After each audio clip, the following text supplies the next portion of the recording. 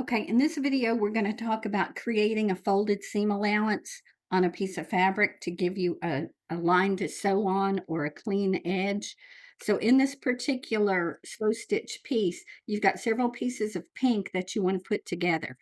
So you don't have raw edges. What I do is I turn in about a quarter of an inch. Once you get it turned in, you take a very hot iron. This is a linen fabric, so my iron is on linen, and you iron that in place. Now, I add a little bit of steam to it because that makes it hold in place better. But then you have a nice pretty edge. Okay, so then you can just butt your fabrics up next to each other and sew them down using whichever stitch you want to use.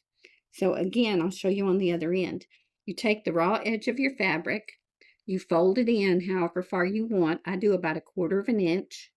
You take a very hot iron, you iron it down, and then I give it a shot of steam.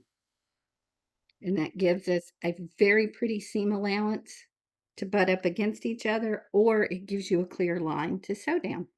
So that's what I mean by seam allowance.